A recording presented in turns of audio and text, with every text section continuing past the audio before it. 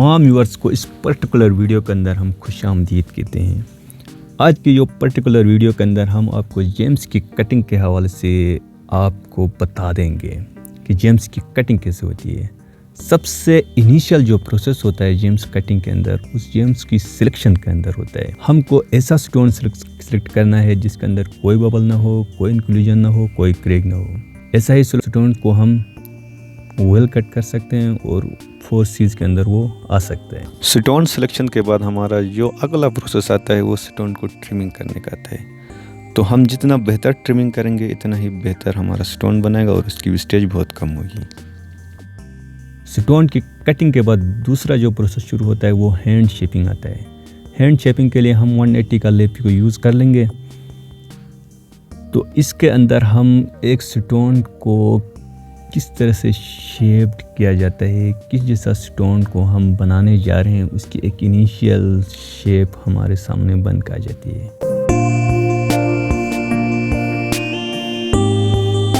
इसके बाद हमारा जो नेक्स्ट प्रोसेस आता है वो है डोपिंग का।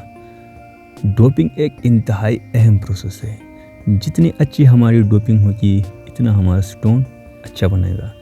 अगर हम डोपिंग करते वक्त कोताही करते हैं, सही से नहीं कर पाते हैं, तो हमारा स्टोन एक परफेक्ट स्टोन कभी भी नहीं बन सकता है। तो हमें डोपिंग करते वक्त बहुत ही ख्याल रखना है। हम आपको बताते चलें कि डोपिंग के अंदर जो चीज़ें इस्तेमाल होती हैं, डोपिंग के अंदर सबसे पहले जो चीज़ होता है वो होता है डोपिंग वैक्स होता है, स्पिरिट होता है, उसके बाद डोप स्टिक होल्डर होता है। इन चीज़ों की मदद से हम क्या करते हैं, डोपिंग करते हैं। एक बात का इंतहाई ख्याल रखें, जब भी हम स्पिरिट को जलाते हैं तो एहतियात से जलाना है, ये फटने का भी चांस हो सकता है। डोपिंग करते हुए ये आपने बिल्कुल ख्याल रखना है, स्टोन को एग्जैक्ट डोप स्टिक के सेंटर पे रखना है। अगर सेंटर पे नहीं रख लेंगे तो आपका स्टोन की वेस्टेज ज़्यादा होगी और आपका स्टोन ख़राब बन सकता है।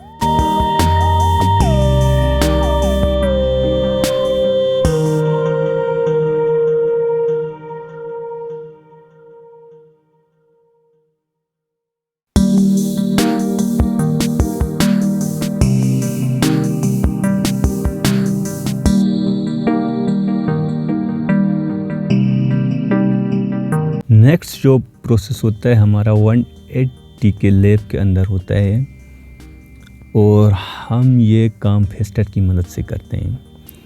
इसमें हमें जो काम शुरू होता है वो स्टोन की शेप के हवाले से होता है। हम कौन सा कट बनाने जा रहे हैं, उसी कट के हिसाब से स्टोन को क्या करना, हमने शेप देनी है। तो अगर कोई भी स्टोन अगर राउंड बनाना है तो उसको 90 एंगल के अंदर इंडेक्स को फ्री करके हम उसको बिल्कुल एक्यूरेट राउंड कर लेंगे। जब हमारा स्टोन एक्यूरेट राउंड हो जाता है, इसके बाद हम उसकी टेबल को पॉलिश करना है, टेबल को सेट करना है। टेबल को बराबर करने के लिए एंगल को हम 0 एंगल पे रख लेंगे और इंडेक्स को 64 पे रख लेते हैं। याद ये रखना है कि जिस इंडेक्स के ऊपर हमने 180 का लेप लगाया उसी के अंदर प्री पॉलिश भी करना है और उसी इंडेक्स गियर के अंदर हमने पॉलिशिंग भी करनी है स्टोन की।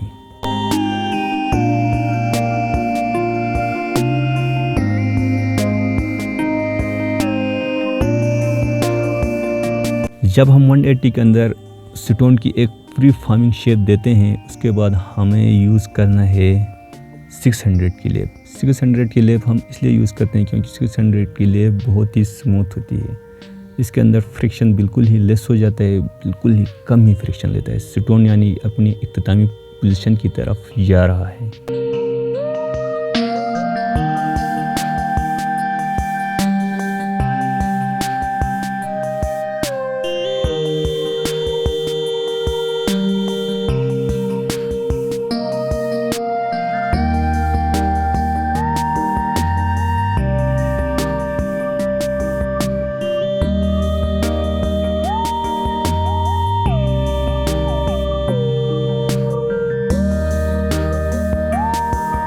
सिक्स 600 के लेप के अंदर भी हमें वो सारे प्रोसेस को रिपीट करना है जो हमने 180 के लेप के अंदर किया है।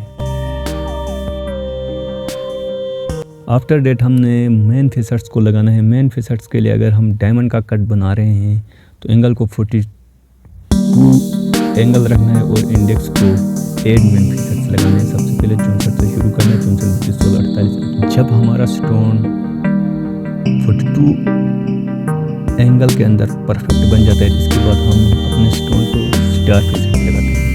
स्टार फेसेट लगाने के लिए एंगल को 29 के अंदर रखना होता है और हमने इंतहाई बारीकी से स्टार्स को लगाना पड़ता है, क्योंकि अगर थोड़ा भी से गांठी करते हैं स्टार्स का साइज बढ़ जाता है, जिस वजह से हमारा स्टोन ख़राब हो जाता है।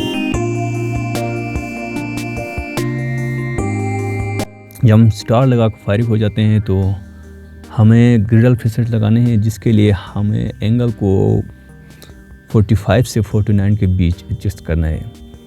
अगर हमारा ग्रिडल लाइन से नीचे से हमारे फेसेट्स आगे मिल रहे हैं, ऊपर से नहीं मिल रहे हैं, तो हमें एंगल को थोड़ा सा अप करना है, यानी कि माइनस की तरफ जाना है। अगर हमने 47 लगाए हैं तो 46 पे आना है। नीचे से नहीं मिल रहे हैं, ऊपर की तरफ ज़्यादा जा रहे हैं, तो एंगल को थोड़ा बढ़ाना है। अगर 47 पे है तो 48 पे जाएंगे, तो नीचे से भी वो क्या हो जाएगा, मिल जाएगा और करेक्ट हमारा स्टोन परफेक्ट बन जाएगा।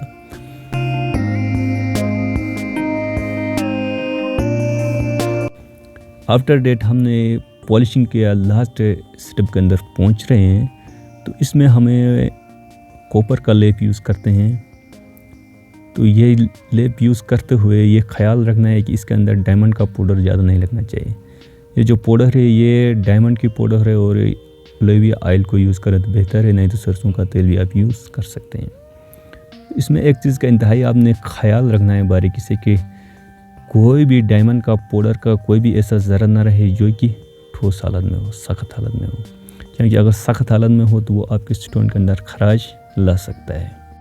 जब हम अपनी लेप को डायमंड के पाउडर लगाते हैं तो हमें इस बात का ख्याल रखना है कि यहाँ पर ज़्यादा डायमंड की पाउडर लगी हुई है, वहाँ पर स्टोन को ज़्यादा रगड़ाई न दें, क्योंकि उसके ऊपर हम लगाते हैं तो डायमंड पाउडर हमारे स्टोन को खा जाते हैं और हमारे फेसेट्स का जो साइज़ है उसको बड़ा करता है। तो कोशिश करें कि हमेशा उस जगह पे लगाएं जहाँ पे डायमंड पाउडर कम हो, और पहले से लगी हुई जगह ऊपर आप लगाएंगे तो पॉलिशिंग भी अच्छी आएगी और आपका स्टोन के अंदर वेस्टेज और ख़राब भी नहीं होगा। और पॉलिशिंग करते हुए कि आपने वहीं सारे एंगल्स और वहीं सारे इंडेक्स को रिपीट करना है जो आपने 180 लेप के किया और प्री पॉलिशिंग के दौरान किया। यहाँ तक हमारा तकरीबन एक प्रोसेस कंप्लीट हो जाता है।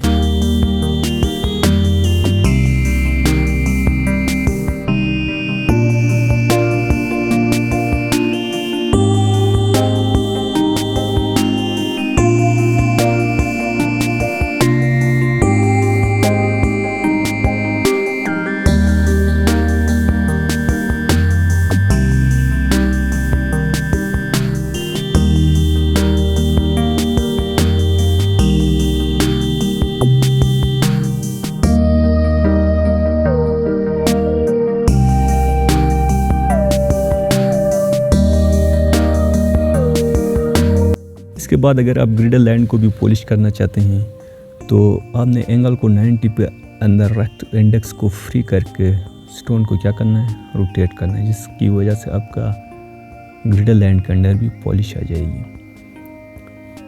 जब हम ग्रिडल लाइन को भी पॉलिश कर जाते हैं तो हमारा एक स्टेप कंप्लीट हो जाता है, यानी हमारा क्रोन साइड मुकम्मल हो जाती है, हमारा स्टोन की पेविलियन साइड रह जाती है।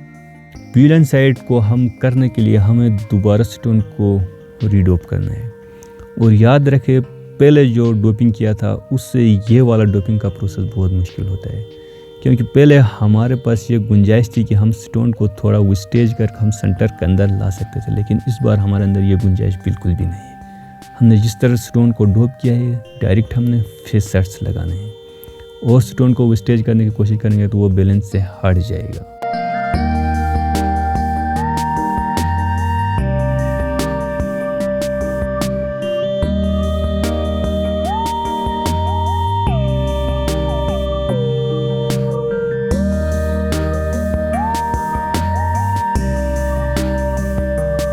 अगेन हमने मेन फेसेट्स लगाने हैं।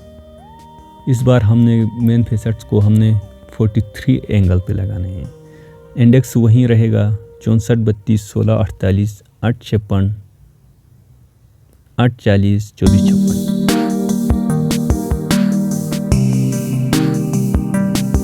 वही है, पहले हम 180 के लेप के अंदर लगाते हैं, इसके बाद 600 लेप के अंदर इसको प्री पॉलिश करते हैं। 600 के अंदर जो प्रोसेस होता है उसको प्री पॉलिशिंग कहते हैं, और कॉपर लेप के अंदर जो काम हो रहा होता है उसको पॉलिशिंग कहते हैं।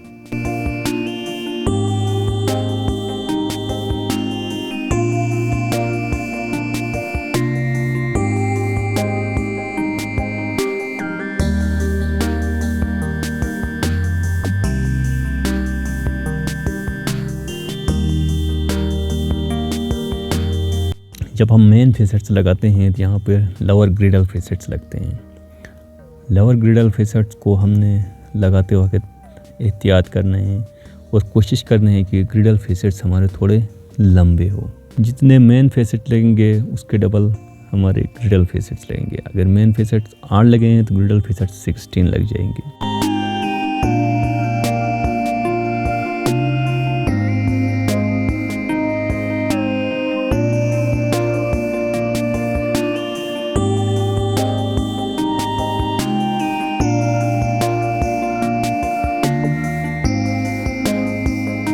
अगेन हम जब पॉलिशिंग करते हैं तो वही सारे स्टेप्स को दोहराने हैं जो हमने 180 के लेप के अंदर किया और प्री पॉलिशिंग के दौरान किया। उन सारे स्टेप्स को रिपीट करने हैं पॉलिशिंग में भी।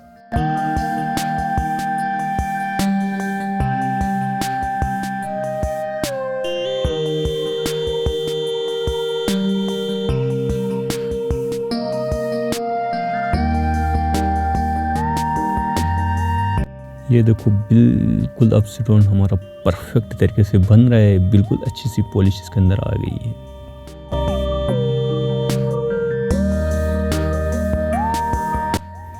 स्पिरिट को जलाते वक्त ये एहतियात रखना, अपने हाथ अपने बैरियर दरमियान में रखना। अगर स्पिरिट फटने के खतरे में उसको आगे की तरफ पुश करना है, अपनी तरफ आने नहीं देना है। और ये याद रखना है कि स्टोन को आपने ज़्यादा हीट अप नहीं करना है। ज़्यादा हीट अप करने की वजह से आपका स्टोन टूट सकता है। ये स्पिरिट है, हम स्पिरिट के अंदर अपने स्टोन को रख लेते हैं, क्योंकि हम जब स्टोन को रीड अप किया था तो उस वक्त स्टोन के ऊपर हमने एल्फी लगाए थे।